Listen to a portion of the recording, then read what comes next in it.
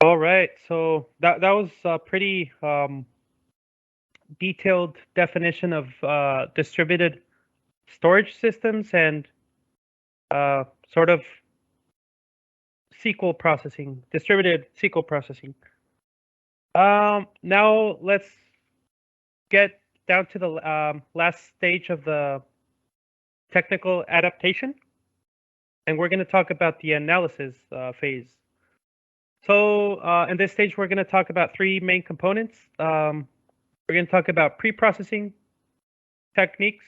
Then we're going to go into the training of a learning model or a learning algorithm specific to graphs. And also, we're going to look a little bit into the prediction or and talk about generation. And we're gonna this is gonna be specific to our to the chemical analysis problem. So pre-processing. The pre-processing stage consists of the task of converting categorical data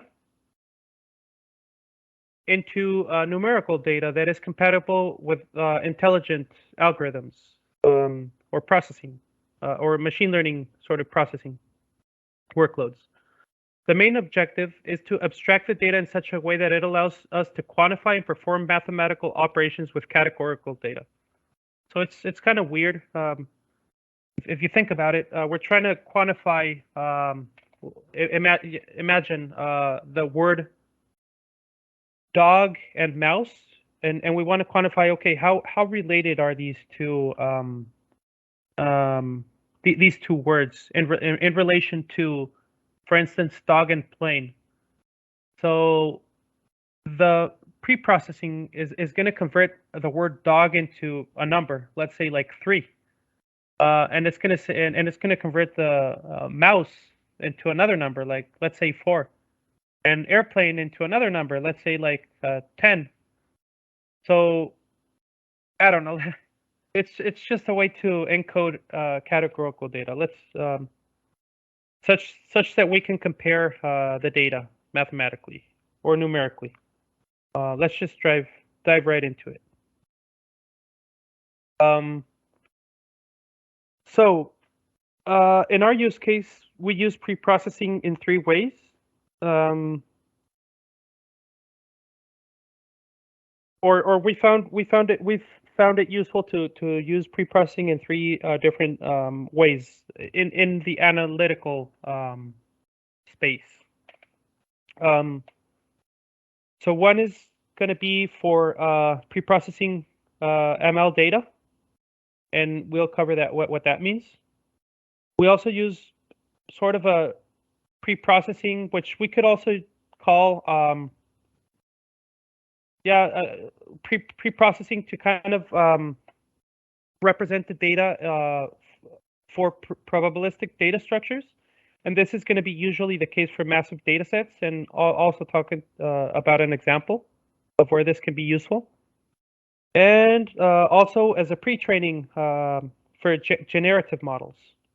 So we also kind of classify that as a pre-training, as a pre-processing in the context of just the only the generative sort of implementations of learning, of deep learning methods. So usually after a pre-processing, so whenever we, we'll talk about the flows in a further slide.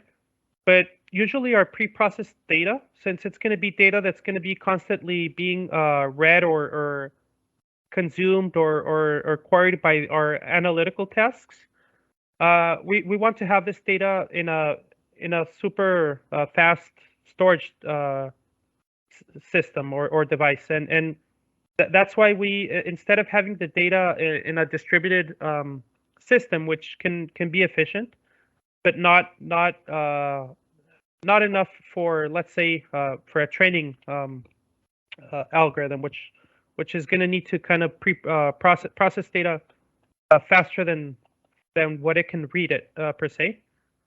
We're going to store the data in memory data store. Or data feature store. It's also called. So usually the embeddings or the probabilistic data structures, or even like the pre-trained tensor weights in the case of generative models, they're going to be stored here in our in-memory data store that we've created. So let's talk about a few pre-processing examples. Let's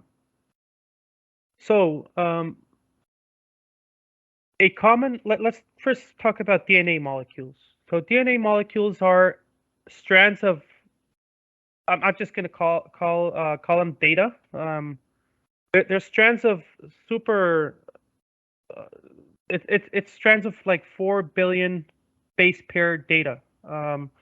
So you can imagine that if we wanted to perform analysis on DNA, on a DNA data set, imagine we want to, so a common problem in DNA analysis is substring matching of massive data sets. So let's say that we want to determine the number or the counts of a substring within a whole DNA strand. That's a computationally super difficult task. So in this case, a good idea might be that we want to we can leverage some probabilistic data structures to solve this particular problem. We're not going to dive into this particular use case right now, but this would be a common scenario for sort of pre-processing, for leveraging approximation data structures in massive data sets. Now imagine, so usually we would just, let's say, query a reference genome, but imagine that you have more than that that you need to analyze. So it's just not feasible to not use approximation techniques for this type of data workload per se. And I think there's a simple use case that showcases this particular scenario. So for today, we're going to use pre-processing for chemical compounds. In this case, it's just constructing an adjacency matrix. That's the pre-processing phase. But sometimes we may also need to pre-process like text or images or time series. So for instance, for text, we can use email for text. We would sometimes generate embeddings, which is just a vector of numbers, an array of numbers, based on a paragraph, for example. Let's say that a paragraph has 10 words. We can generate a vector of, it depends on the model we're using, but usually we would instead of encoding like the words in the paragraph, we would encode a vector of numbers, of floating point numbers. And then we can with these sort of numbers that have already been pre-processed or encoded per se in an embedding space, we could use that to analyze.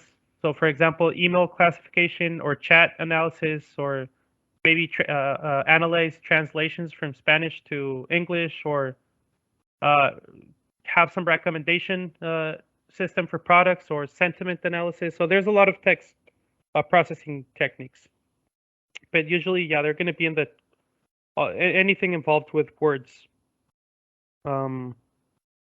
Siri, for example, can also be modeled as a text problem.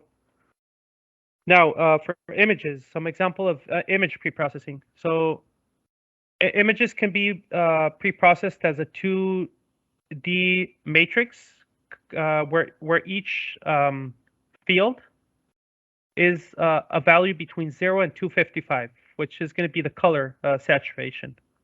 or the diode intensity per se. So if we were to have like a white and black image where, sorry, a black and white image, we would only need one channel of 0 to 255 intensity values. But if we were to have like a color image, we might need to have three two-dimensional matrices, each representing one of the primary colors, RGB, or red, green, or blue. And each can have a different value of intensity between 0 and 255 as well. So that's all the colors. Now, this type of analysis can be performed or can be used for like face recognition or medical image analysis for self-driving cars or robotic arms. Now, for sound, or sorry, for time series, an example could be like a music or sound, which is basically a frequency capture over the function of time as a discrete sort of wave. So we can use this for background noise reduction, or even I've seen stock market pick prediction, which I wouldn't honestly use, but okay, speech to text or text to speech, or any frequency sort of related to a time, attached to a timeline. Okay, so for the case of chemical compounds, preprocessing, it's basically this. We take the chemical, we've encoded it as a graph during like the ETL process. So our ETL process has this. And for the preprocessing, we're just mapping it to a 2D matrix. That's all. So let's say in this case we have 5 nodes. So we're going to have 5 rows and 5 columns. So 1, 2, 3, 4, 5. 1, 2, 3, 4, 5.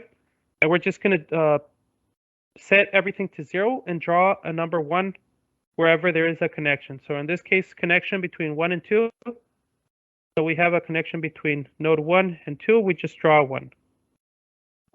So this is an undirected graph. So we also have a connection between 2 and 1.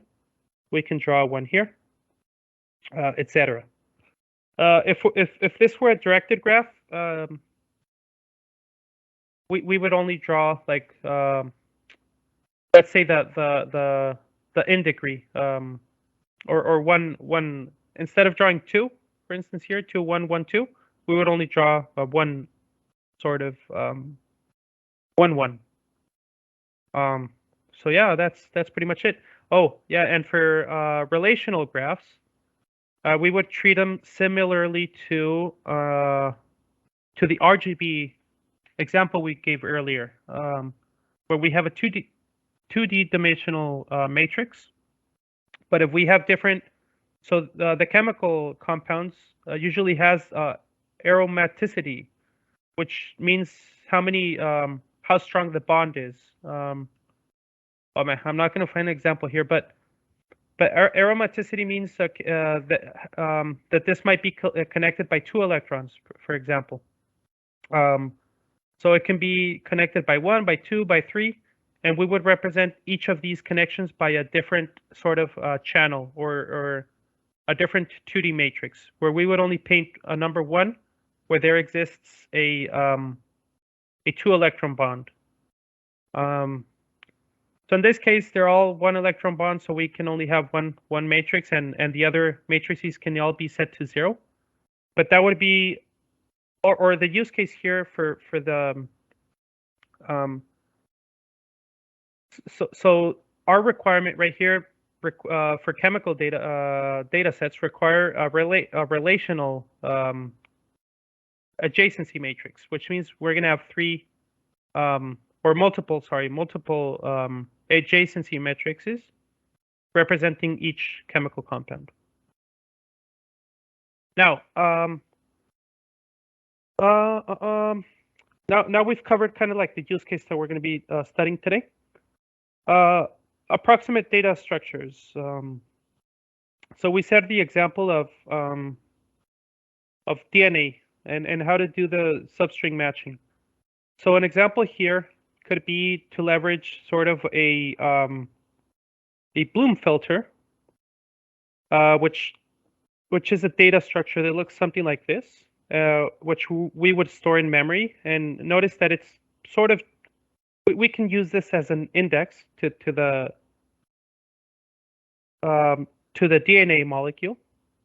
I'm not going to get into the details here, but essentially we can chunk the DNA up into very small pieces and model each chunk of, I don't know, let's say like 20, each 20 something characters, which is ATGC. We would model each like 20 characters, and we would dump them into a Bloom filter data structure. And for the string matching, substring matching case, we would drastically reduce our search query to a set of set membership tests. Again, this is out of the scope for this session, but that's a solution to the substring matching problem to the DNA substring query with Bloom filters, or sorry, with approximate data structures. And it's actually a very cool technique. And we actually implemented this in a Rust in Rust language, in a Rust program. That we'll present in a further presentation. Okay, so going back, pre-training. What is pre-training? So pre-training is usually used, this concept, whenever we're going to talk about a generative sort of task. Generative tasks means generating new chemical compounds. So it's not just prediction. Generation is like a prediction, but of many, like a multi-prediction at once per se, or sequentially. We'll talk about this in the last section. But in the context of generation, we usually will talk about pre-training, and this is the reason why. So usually when we talk about generation, there's a big problem here. That is that exploration space is huge. So we want to generate, in our case, we want to generate a viable chemical compound, but yeah, we want to generate viable chemical compounds. But if we try to generate chemical compounds just randomly, our exploration space would be huge, and it's just not computationally feasible. So we need to do, the solution for this is to do a pre-training sort of technique, where the idea is to leverage a standard training. So just do standard training, in this case, GCN. We'll talk about this in the next section, over our known data set. So our chemical data set that we've already sort of ETL'd, we'd want to do a training over that data in order to learn the general chemical rules and structures which are viable for the chemistry rules. And then that means that whenever we're generating new chemical new chemical compounds, we would leverage the learned model in order to just try to generate viable chemical viable chemical compounds instead of just randomly selected atoms and edges. The idea of this is to kind of have to learn to generate sort of viable graphs. That's why we'd use pre-training, to limit the search space per se, for generation specifically. So in this case, we would convert, let's say, one of these chemicals, instead of converting it into an adjacency matrix, or of course we first would need to convert this into an adjacency matrix, but we would further process it pass it through a learning phase, which we'll cover in the next section, in order to kind of learn these embeddings or a chemical validity rules per se, the structure. So that's pre-training. Okay, so there are different tasks that one might want to perform, or that we could represent with our with pre-processing. So if we want the whole graph, if we're talking about just standard pre-processing, we can take the whole 2D adjacency matrix. In the case of pre-training, well, we can leverage a convolutional neural network, which is also known as a, I don't know why, I guess we can also call it sort of a neural network, a graph neural network. And we could use the embeddings here. That would generate these embeddings that we could use for further for generation per se. Now, at the level of nodes, there are different approaches. So if we wanted the node, just not the whole graph, but just the node, for example, because we want to perform like a node level task, we can just take the first row. We can take the first row of the adjacency matrix, and that would be our node representation. Similarly, we could just take, let's say, the first row. Let's say, so this is not realistic because we'd have a much more. So okay, so here for this one, let's say that we wanted the node representation of this H3C. That would mean this right here, the first node. Node number 2 would mean this. Node number 3 would mean this, etc. So that's the, like, if we needed the node level embedding. Similarly, we would do the same thing for GCN for the pre-training. So if we just needed the node level, we would just take the row to kind of get the node embedding, which already captures the sort of the structural graph. So here, for example, we would have encoded the N, the nitrogen that interacts only with I don't know, with hydrogen and a hydrogen over here, and H3C here. Anyhow, yeah, that's the node level. So this is a complete flow of what this process looks like, the pre-processing. So in our case, we query first a batch of data from TIKV. We pre-process it. We go ahead and give it to the, since we're doing graph generation task, we're going to go ahead and hand this over to the pre-training. Instead of saving these directly to the feature store or data store, whatever we want to call it, or in-memory feature store, we pre-train these sort of in a mini batch training technique, and we save these embeddings to our feature store, so that then whenever we're going to do our generation, we can just have these handy. Similarly, if we want to perform inference tasks, we would probably give the source data, and since we want to compare apples to apples during inference tasks, we would just give it. We would need to pre-process them, the chemistry. Convert it into an adjacency matrix, maybe an embedding, and then compare and respond to the inference query per se. Yeah, this is all a little bit abstract, but yeah, that's sort of the way it works. In this case, let's say that we want to classify if this is toxic chemical or not, and we already have a model. We've trained and stored a model. We would give this chemical to the pre-processing sort of service, if we want to call it that, or if we wrap this around in a sort of HTTP service or something like that. We would pre-process it, maybe predict if this chemical is toxic or not, and then return yes or no based on the classification. If this were a classifier model. Okay, so now let's just go ahead and go into a demo and show how this kind of looks to get the feel of it.